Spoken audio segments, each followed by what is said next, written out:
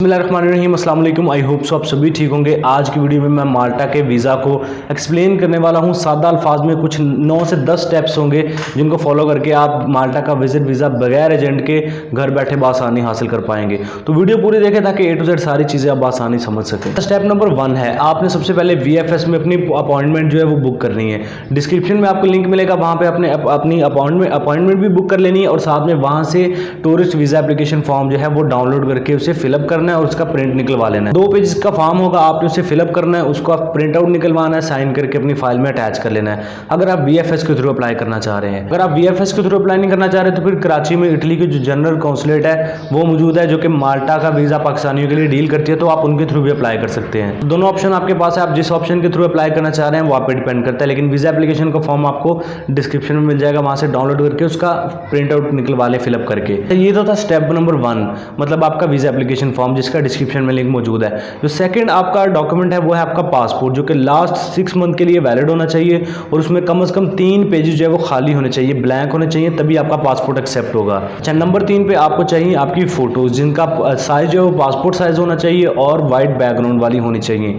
Number 3 पे आपको ये डॉक्यूमेंट चाहिए। नंबर 4 पे आपके पास ट्रैवल हेल्थ इंश्योरेंस होनी चाहिए जो कि 30,000 यूरो को कवर कर रही हो। अच्छा, यहाँ पे कुछ लोगों को लगेगा कि पता नहीं 30,000 यूरो आपको चाहिए। यार 30,000 यूरो आपको चाहिए नहीं, बल्कि 30,000 यूरो की इंश्योरेंस आपको चाहिए, ट्रैवल हेल्थ इंश्योरेंस, क्योंकि इसका मकसद ये होता है कि खुदा ना खास्ता माल्टा में अगर आपको वहाँ पे कोई मसला हो जाता है, मेडिकल इशू कोई हो जाता है, तो फिर कंपनी आपको वो 30,000 यूरो तक की फैसिलिटी प्रोवाइड करेगी। तो इसका मतलब ये होता है 30,000 यूरो आपको नहीं चाहिए होती, किसी भी अच्छे ट्रैवल एजेंट या फिर इंश्योरेंस कंपनी से आपको पाकिस्तानी 4 से 5,000 रुपये में ट्रैवल हेल्थ इंश्योरेंस जो कि 30,000 यूरो को कवर कर रही है, वो आप इजीली किसी भी ट्रैवल इंश्योरेंस कंपनी से या एजेंट से बनवा सकते हैं। नंबर 5 पे आ जाती है आपकी होटल और टिकट। रिटर्न टिकट आपने करवानी है, सिंगल नहीं करवानी। टिकट करवानी है आपने, एक तरफा टिकट नहीं करवानी, रिटर्न टिकट और साथ होटल की रिजर्वेशन या फ्री आपकी हो जाएगी, किसी भी ऑनलाइन आप वेबसाइट से कर सकते हैं, आप गूगल से रिजर्वेशन फ्री करवा सकते हैं, आपके कोई पैसे नहीं लगेंगे। नंबर 6 पर आता है मेन डॉक्यूमेंट है आपका ट्रैवल प्लान। इसमें आपने एक पेज लेना है, उसमें लिखना है आपने कि आप माल्टा किस वक्त जाएंगे, किस तारीख को जाएंगे, किस तारीख को वापस आएंगे, कहाँ कहाँ वहाँ स्टे करेंगे, किस जगह घूमेंगे, कितने दिन माल्टा रहेंगे, अगर शेंगन वीज़ा ले रहे हैं वीज़ा पे कितने दिन आप माल्टा रहेंगे, कितने दिन आप फ्रांस रहेंगे, कितने दिन इटली रहेंगे। तो सारा अपना ट्रैवल प्लान जो है आपने लिखना है कि आप माल्टा क्यों जा रहे हैं, क्या मकसद है आपके जाने का। यार एक एक एक्टिविटी जो आपने करनी है वो आपने उसमें मेंशन करनी है। इसको कहते हैं ट्रैवल प्लान, बहुत इंपॉर्टेंट डॉक्यूमेंट होता है। जो वीज़ा ऑफिसर है वो आपके सारे डॉक्यूमेंट से पहले ट्रैवल प्लान देखता है, फिर आपके सारे डॉक्यूमेंट देखता है। तो ट्रैवल प्लान आपने अच्छा करके बनाना है। अगर ट्रैवल प्लान आपसे नहीं बनना तो आप किसी एजेंट से भी बनवा सकते हैं। कोई अच्छा सा एजेंट हो वो आपको 1500 से 1000 1500 में 1000 या 1500 पाकिस्तानी रुपए में बना देगा। नंबर 7 पे है फंड्स। तो 40 से 50 यूरो आपको पर डे के हिसाब से चाहिए होंगे। इस हिसाब से आपने अपना बैंक बैलेंस शो करना है कि कितने दिन आप वहाँ पे स्टे करेंगे, क्योंकि जितने दिन रहेंगे उसी हिसाब से पर डे के हिसाब से 50 यूरो आपको शो करने पड़ेंगे। जितने दिन का ज़्यादा वीज़ा लेंगे उतने पैसे ज़्यादा शो करने पड़ेंगे।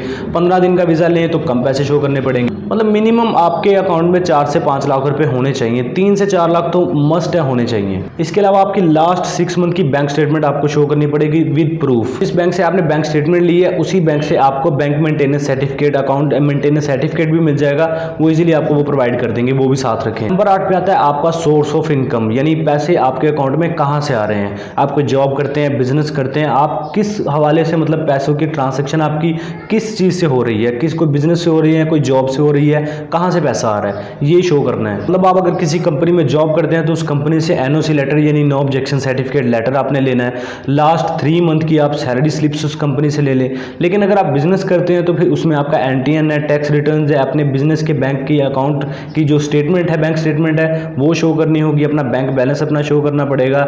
अपने बिजनेस की ट्रांसैक्शन और बिजनेस के कार्ड्स आपको शो करने पड़ेंगे, यानी ATM वगैरह ये सारा।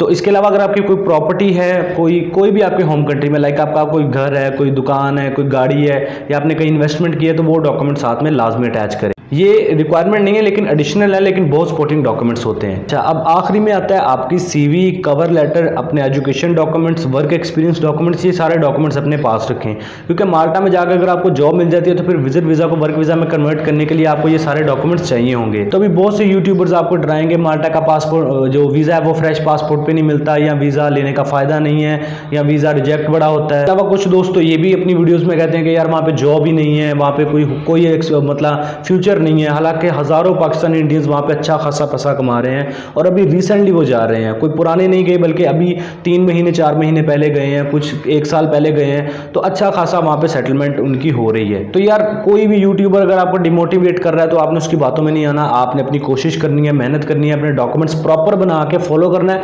एम्बेसी, किसी एम्बेसी में मुझे दिखा दें कि ये रिक्वायरमेंट हो कि आपकी ट्रैवल हिस्ट्री मैटर करती है। ट्रैवल हिस्ट्री आप बना लें, अगर आप अफोर्ड कर सकते हैं तो अच्छी बात है, आपको आपके पास होनी चाहिए, बना लें। अफोर्ड नहीं कर सकते तो कोई बात नहीं है, ट्रैवल हिस्ट्री के बगैर लोग कनाडा का वीज़ा फ्रेश पासपोर्ट पे लेके बैठे हैं।